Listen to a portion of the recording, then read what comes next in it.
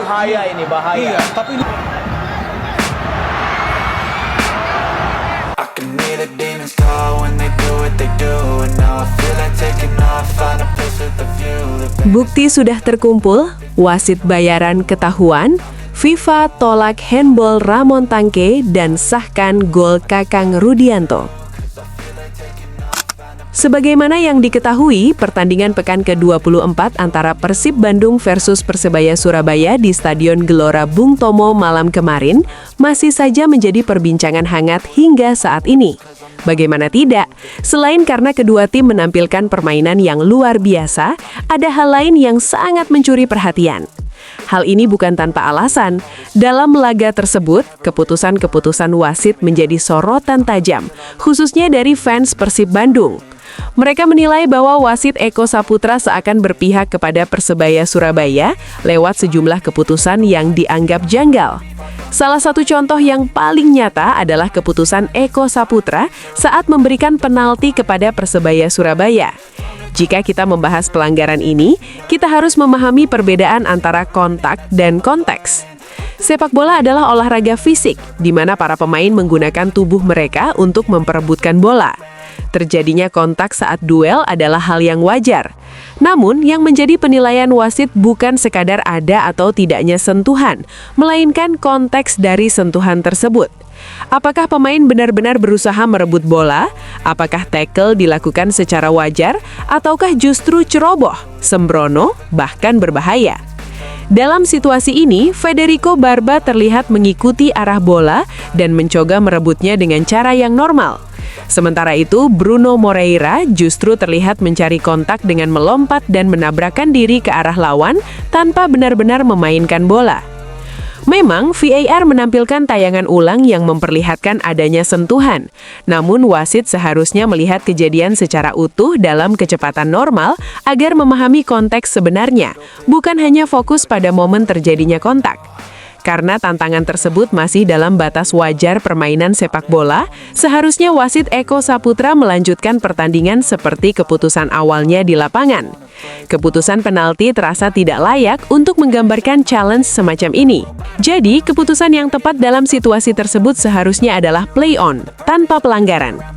Kemudian, keputusan lain yang paling disorot dalam pertandingan panas antara Persebaya versus Persib ini adalah gol dari Kakang Rudianto yang dianulir. Sebelum gol tercipta, wasit menganggap terjadi handball yang dilakukan oleh Ramon Tangke.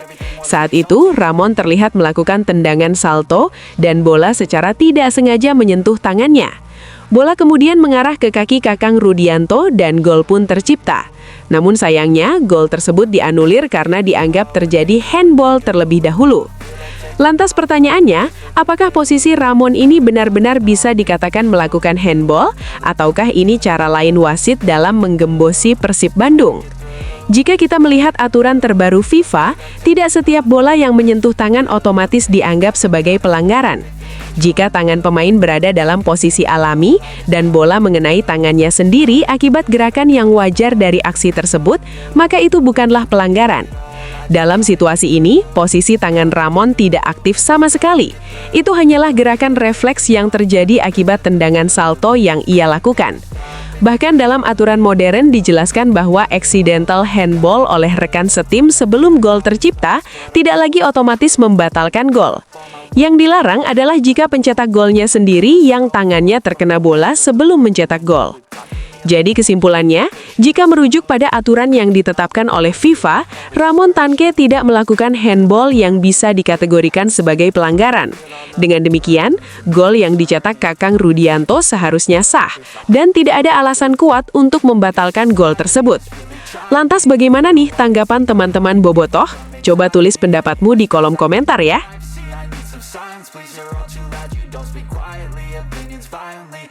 Keputusan wasit dirasa janggal. Umuh Mukhtar layangkan protes dan minta Erick Thohir segera turun tangan. Komisaris PT Persib Bandung bermartabat, Umuh Mukhtar, tak bisa menyembunyikan rasa kecewanya atas kepemimpinan wasit di laga Persebaya versus Persib Bandung. Dalam hal ini, keputusan wasit sangat janggal dan cukup merugikan Persib Bandung selaku tim tamu. Umuh mengaku memang sudah memiliki firasat terkait potensi kejanggalan ini. Menurut Umuh, sejumlah keputusan wasit dinilai merugikan Persib. Ia menilai ada beberapa momen krusial yang memunculkan tanda tanya, baik dari keputusan di lapangan maupun saat menggunakan VAR. Secara umum, Umuh menilai kepemimpinan wasit dalam laga Persebaya versus Persib Bandung terlihat tidak biasa. Ia bahkan mempertanyakan, apakah ada tekanan tertentu yang memengaruhi jalannya pertandingan. Dari awal saya sudah bilang, ini pasti nanti masalahnya wasit. Dan benar kan, akhirnya kejadian. Kelihatan sekali seperti ada yang menjamin wasit, seolah-olah dia tidak akan dipecat atau diberhentikan, ujar Umuh Muchtar. Dalam persaingan papan atas Super League yang ketat, Umuh menilai laga-laga besar yang melibatkan Persib Bandung seharusnya dipimpin oleh wasit asing demi menjaga netralitas dan menghindari kontroversi.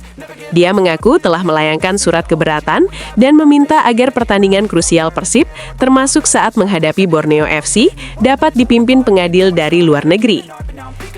Kalau pertandingan besar seperti ini, minimal wasit asing.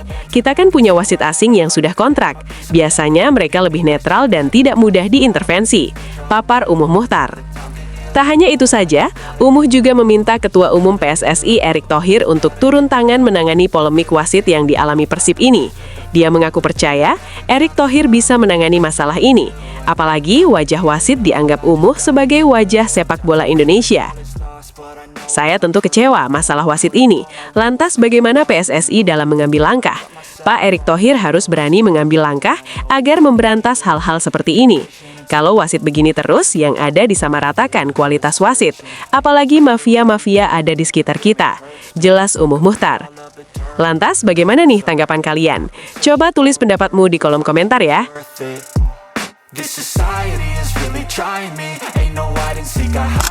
Bersanding dengan Real Madrid hingga Manchester United, Persib Bandung resmi masuk daftar klub terbaik sepanjang masa dunia.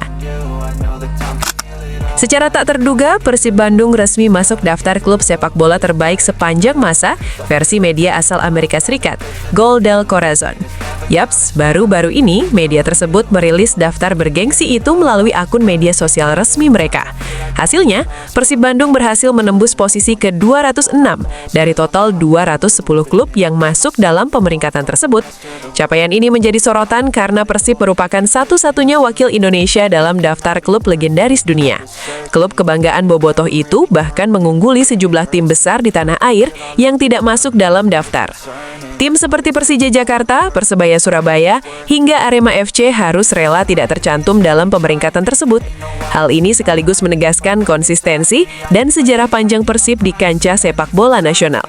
Secara historis, Persib memang dikenal sebagai salah satu klub tersukses di Indonesia sejak era perserikatan. Dominasi Maung Bandung sudah terlihat dari banyaknya gelar yang diraih sepanjang perjalanan kompetisi domestik. Sejak era kompetisi klasik, Persib telah mengoleksi 9 trofi Liga Indonesia. Prestasi ini menempatkan mereka sebagai salah satu klub dengan sejarah prestisius di tanah air. Jika dihitung sejak era unifikasi Liga Indonesia pada musim 1994-1995, Persib juga tetap menunjukkan konsistensi. Klub asal Bandung itu tercatat sudah mengoleksi 4 gelar juara. 2 gelar terakhir bahkan diraih secara beruntun pada musim 2023-2024 dan 2024-2025. Keberhasilan back-to-back tersebut menjadi bukti kekuatan skuad Persib dalam beberapa tahun terakhir. Pada musim 2025-2026, performa Persib juga masih sangat impresif di Super League. Tim asuhan Boyan Hodak tampil dominan dan bahkan memimpin klasemen sementara. Tidak hanya di level domestik, Persib juga mampu menunjukkan kualitas di kompetisi Asia. Mereka berhasil menembus fase gugur AFC Champions League 2. Langkah Maung Bandung terhenti di babak 16 besar setelah dikalahkan Rathaburi. Meski begitu, pencapaian tersebut tetap dinilai positif bagi perkembangan klub. Dalam daftar klub terbaik sepanjang masa versi GDC, Real Madrid menempati posisi teratas. Raksasa Spanyol itu berada di atas Barcelona, Bayern Munchen, Liverpool, Juventus, AC Milan, dan Manchester United. Selain itu, klub besar Eropa seperti Inter Milan, Arsenal, Chelsea, dan Manchester City juga masuk dalam daftar. Masuknya Persib di antara nama-nama elit tersebut menjadi kebanggaan tersendiri bagi sepak bola Indonesia. Jelas, pencapaian ini diharapkan bisa menjadi motivasi bagi klub-klub tanah air lainnya untuk terus berkembang. Kedepan, bukan tidak mungkin lebih banyak tim Indonesia mampu menembus daftar prestisius dunia itu. Lantas bagaimana nih tanggapanmu? Coba tulis pendapatmu di kolom komentar ya. When they Meski jarang masuk DSP, Bojan Hodak sebut kehadiran Kurzawa langsung tingkatkan kualitas Maung Bandung. Baru-baru ini, pelatih Persib Bandung, Bojan Hodak, menilai hadirnya Levin Kurzawa berdampak positif untuk tim. Yaps, Kurzawa jadi salah satu pemain yang mereka datangkan pada bursa transfer tengah musim Super League ini. Dia sebenarnya diproyeksikan untuk bisa menambah kekuatan Persib saat masih berjuang di AFC Champions League 2. Bahkan debutnya di Liga baru terjadi saat melawan Madura United pekan lalu di kandang. Meski Kurzawa kurang mendapatkan menit bermain, bahkan tak jarang tidak masuk daftar susunan pemain Persib, Kurzawa tetap pemain yang memiliki kualitas dan banyak menghabiskan karir di Eropa. Bojan menjelaskan bahwa Kurzawa memberikan dampak besar sejak pertama menjadi bagian dari tim. Salah satunya pada sesi latihan Persib, dan ini memicu semua pemain untuk bisa terus meningkatkan diri. Jelas, hal ini cukup positif, karena Maung Bandung ingin terus berkembang dan sedang fokus di Liga. Pelatih berpaspor Kroasia ini melanjutkan, ex-pemain PSG tersebut memiliki level disiplin yang berbeda. Dampaknya sistem latihan di tim saat ini sangat ketat, dan pemain bisa beradaptasi dengan sistem baru tersebut. Tak hanya itu, menurut Bojan, di ruang ganti Kurzawa bisa memberikan suntikan motivasi dan pengalamannya, yang mana itu membuat pemain lain lebih percaya diri. Kurzawa menawarkan peningkatan kualitas di latihan. Jadi dengan begitu, kualitas latihan secara keseluruhan menjadi lebih baik. Sekarang sesi latihan kami menjadi lebih ketat. Ketika agenda latihan dilakukan seperti itu, maka pemain akan lebih baik dalam pertandingan. Dia memberikan spirit bagus di ruang ganti.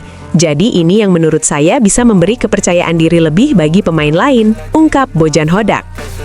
Meski banyak dampak positif, Bojan menyadari bahwa bek kirinya tersebut membutuhkan waktu untuk kembali bugar. Dia menyadari Kurzawa sudah lama absen di kompetisi dan harus dihadapkan dengan latihan fisik lebih banyak. Namun, perlahan pemainnya tersebut bisa beradaptasi karena contoh nyata terjadi pada Tom Hey yang sudah menjadi andalan utama di tim. Satu-satunya hal adalah kami harus sabar terhadap Kurzawa karena dia lama menepi. Jadi jika saya langsung menekannya, dia bisa cedera dan kami tidak mau itu terjadi. Sejauh ini, perekrutannya juga berdampak bagus untuk promosi klub dan juga untuk liga. Bagi ruang ganti juga berdampak positif. Saat ini kita hanya perlu menanti dia siap untuk berada di dalam lapangan. Papar Bojan Hodak. Take a last shot, Michael J. Win. No, I'm not a robot, I'm in my own skin. Never get lost when thoughts pull you in. I miss the old you, we died with a purpose. All the energy around me felt nervous, scared I would pop out fast to the surface. Had to cut it off before you made me worthless. Torn apart, I've been torn and scarred. I had a given up, but now